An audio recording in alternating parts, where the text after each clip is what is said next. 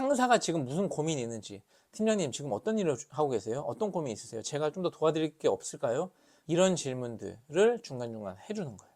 그러면 누가 그 직원을 정직원으로 채용 안 하겠어요?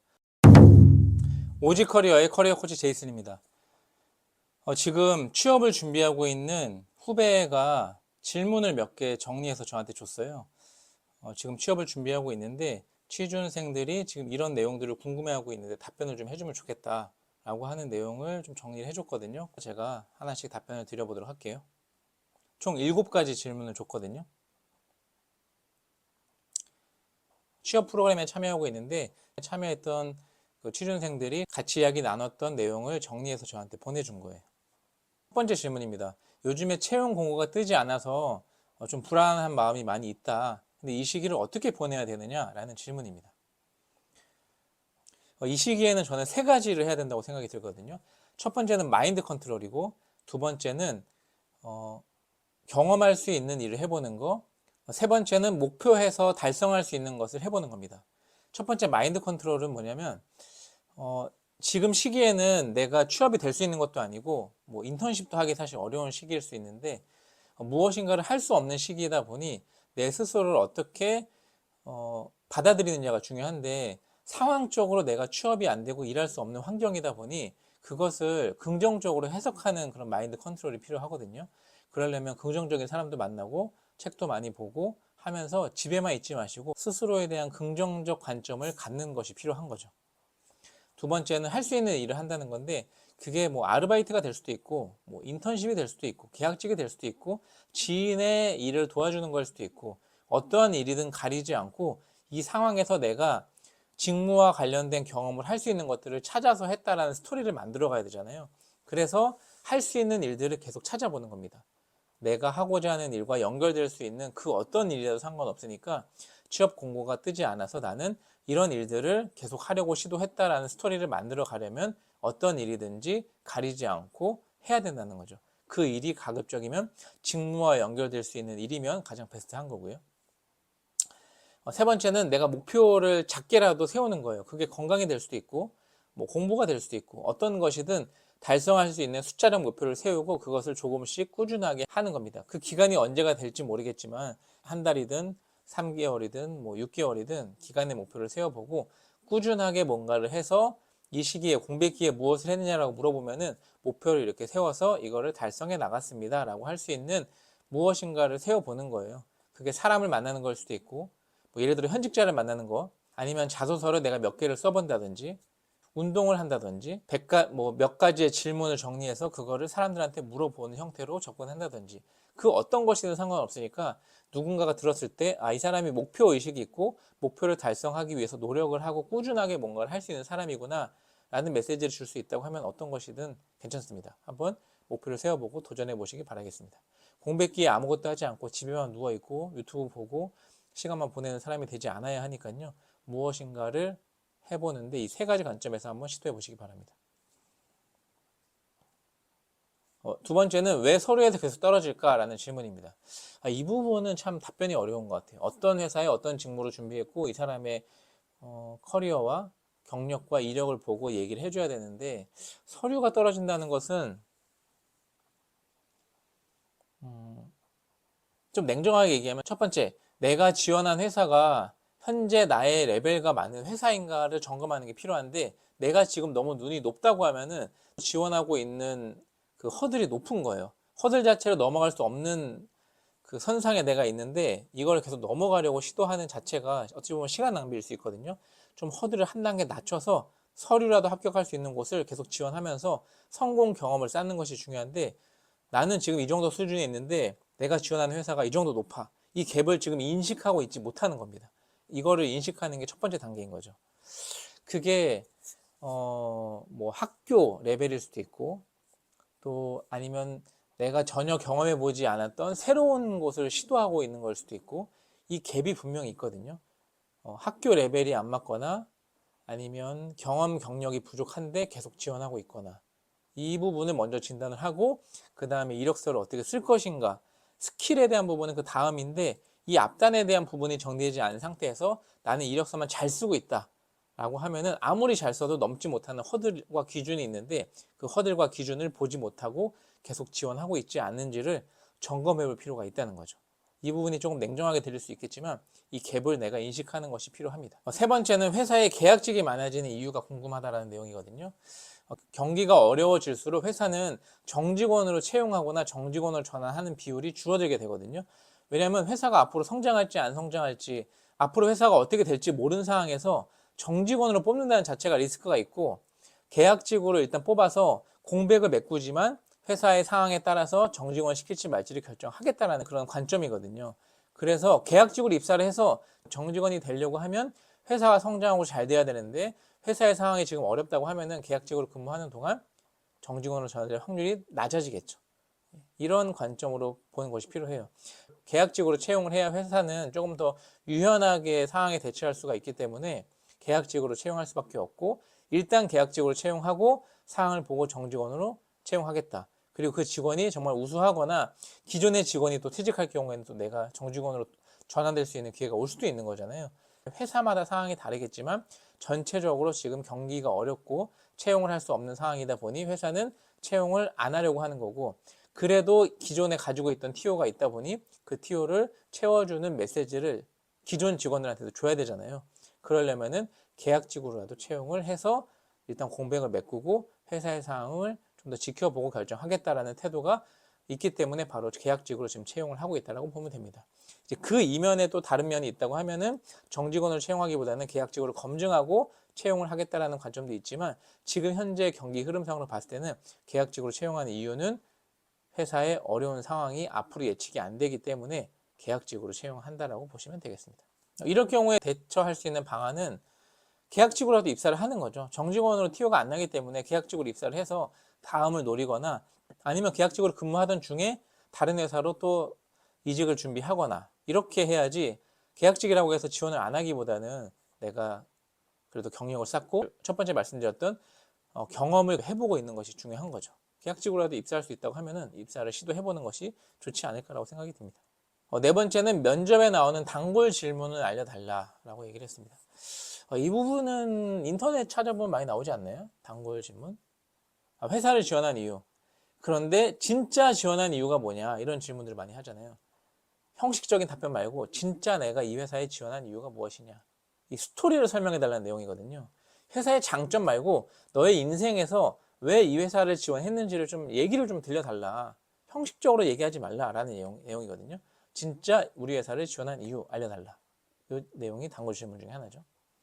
그리고 개인의 장단점. 여러분의 장점은 뭐고 단점은 뭐냐. 이건 약간 시간 때우기 질문일 수 있는데 그래도 초반에 시작할 때 개인의 장단점에 대해서 물어보는 질문들이 나올 수 있죠. 또 뭐가 있을까요?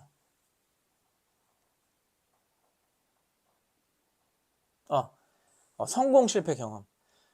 직장을 다니거나 아니면 대학생활을 하면서 누군가에게 자랑할 수 있을 만한 성공 실패 경험은 무엇이냐라고 했을 때 좀 더 숫자적으로 설명할 수 있는 성공 경험이 있으면 좋고 아니면 이거 좀 특별한데 남다른 경험인데 할 수 있을 만한 성공 경험. 실패 경험은 실패를 했지만 내가 어떻게 극복했고 이걸 통해서 깨닫고 배운 것이 무엇이고 어떻게 내 삶에 적용할 것인지까지 나와야 되는 거죠. 실패 경험만 딱 얘기하는 게 아니고 실패를 통해서 내가 배우고 깨달은 것이 포인트죠.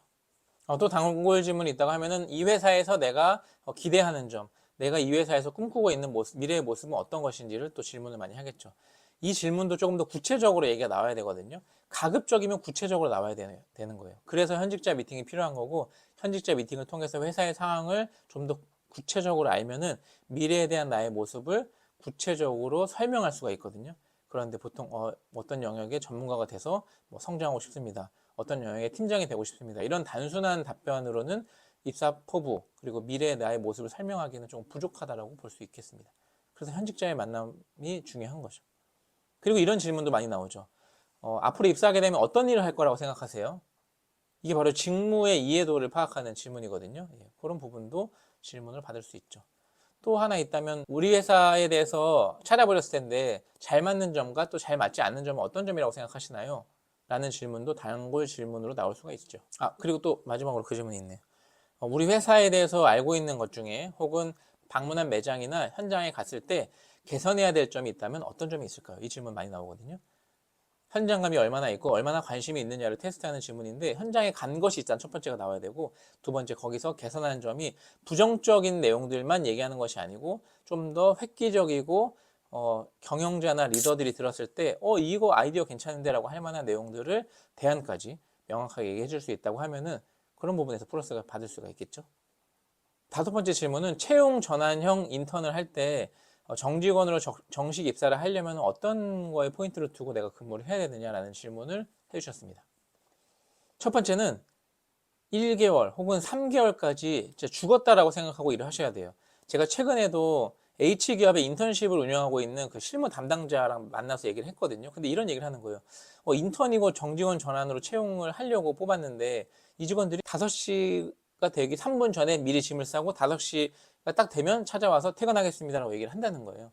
물론 그게 잘못된 건 아니지만 그래도 정직원으로 전환될 마음이 있다고 하면은 기존 직원들은 한 10분, 15분 뒤에 퇴근을 다 하는데 정시가 딱 돼서 퇴근하는 모습을 보니까 진짜 정직원으로 입사를 할 생각이 있는 건가라는 의문점이 들었다라고 얘기를 하는 거예요.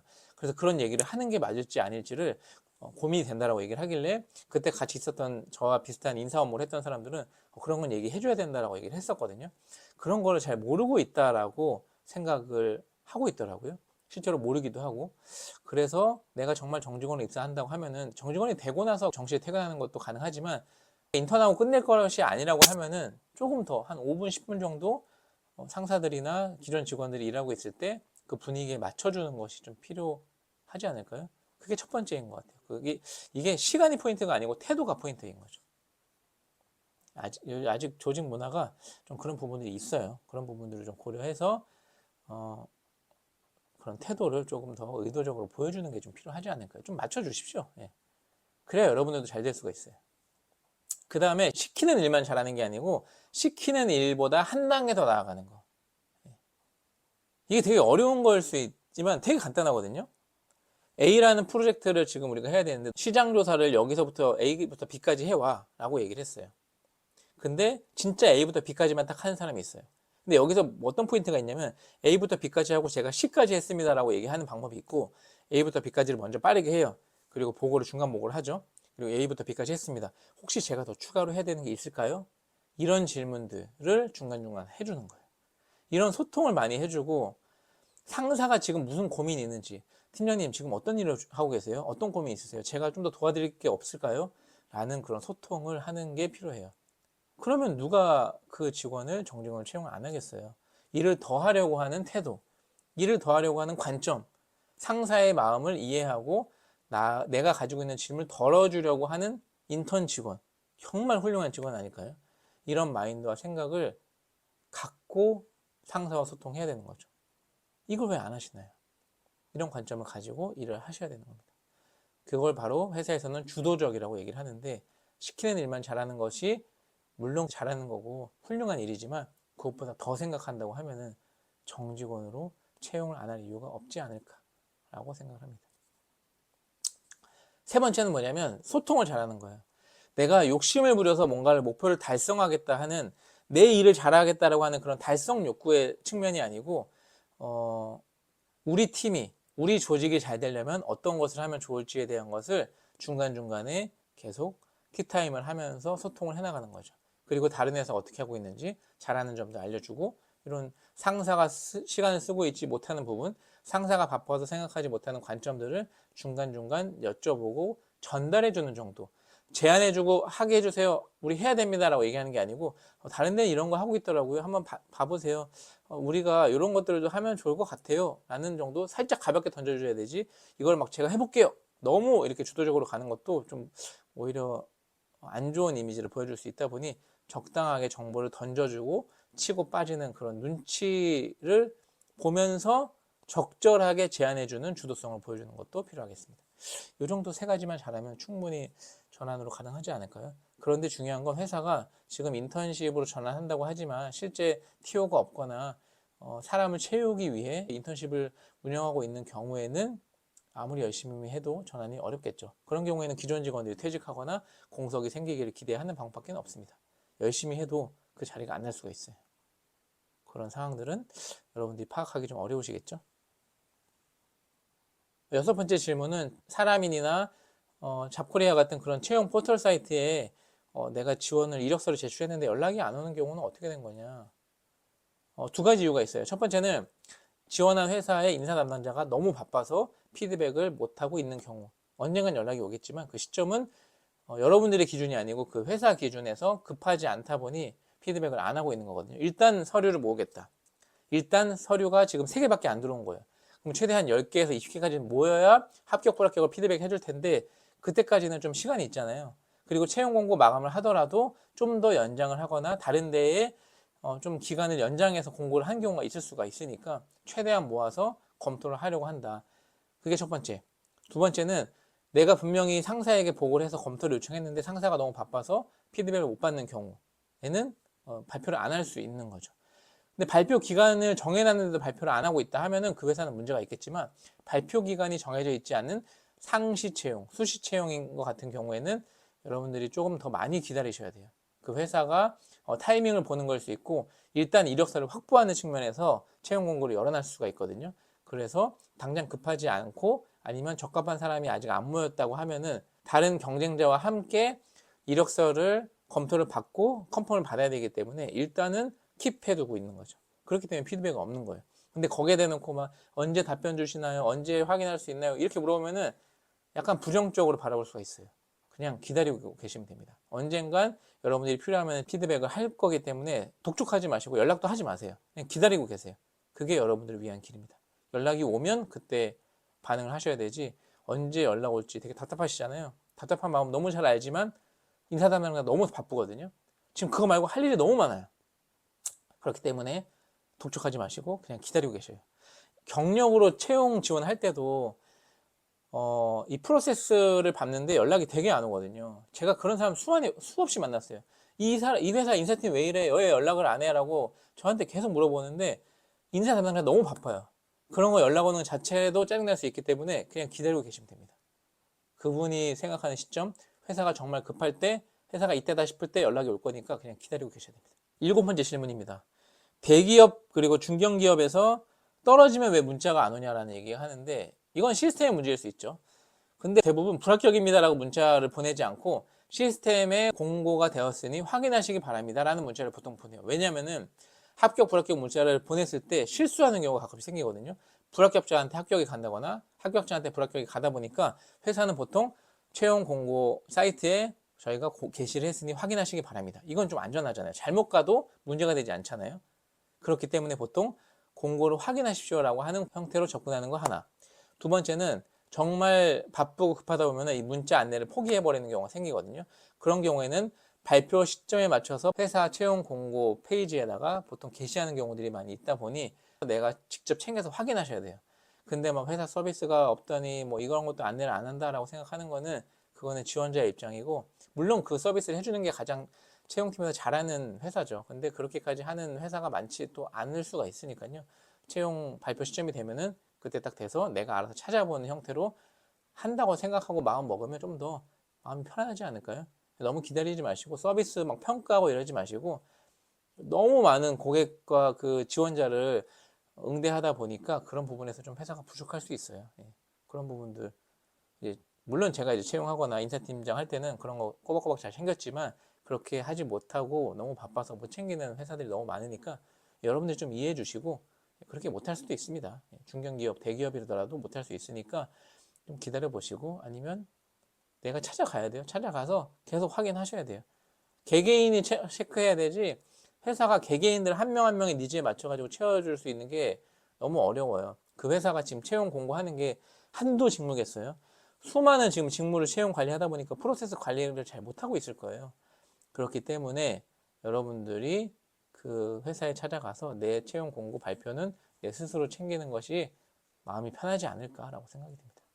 네, 이런 질문들에 대한 답변을 쭉 드렸는데 지금 여러분들 취준을 준비하면서 많은 어려움을 겪고 계시죠? 취업이 너무 안 되고 또 나에게 맞는 직무도 찾기 어렵고 채용 공고도 워낙 안 나오다 보니까 나의 진로와 커리어를 어떻게 가져가야 될지를 굉장히 고민하고 계실 텐데 여러분이 힘내시고 삶에서의 작은 일상에서 내 목표를 세워보면서 조금씩 자존감도 높여가고 함께하는 동료들을 많이 만나면서 서로에게 긍정적인 부분 또 잘하고 있는 부분도 격려하면서 그런 공동체 안에서, 그런 모임 커뮤니티 안에서 서로를 좀 응원하고 같이 함께 할 수 있는 사람들과 좀 네트워크를 해보는 것도 도움이 되지 않을까. 여러분들 시기적인 문제이고 또 경기의 흐름일 수 있으니까 너무 여러분들이 부족하다고 생각하지 마시고 언젠간 취업을 할 수 있어요. 직장은 분명히 일할 곳이 있으니까요. 여러분들 좀 기다려 보시고 인내해 보시기 바랍니다. 그리고 너무 시간이 길어진다고 하면은 어떤 회사도 괜찮으니까, 어떤 일도 괜찮으니까 한번 시도해 보시고 취업해 보셔서 일을 한번 해보세요. 일을 해보면서 다음 단계를 준비하는 것도 지금 아무것도 안 하는 것보단 나으니까 너무 공백기가 길어진다고 생각하면은 계약직이든 인턴이든 시도해 보시고 어떤 일이든 괜찮으니까 내가 너무 나의 전공과 내가 추구하는 일만 하려고 하지 마시고 일단 스타트 하면은 거기서 또 다른 기회가 생길 수 있거든요. 그렇게 생각하시고 실행해 보시고 도전해 보시면서 이 시기를 잘 견뎌내 보시기를 바라겠습니다. 영상이 마음에 들었다면 구독과 좋아요 그리고 알림 설정까지 꼭 해주시면 또 더 많은 정보와 또 내용을 제가 준비할 거니까요. 여러분들 그때 또 만나보도록 하겠습니다. 감사합니다.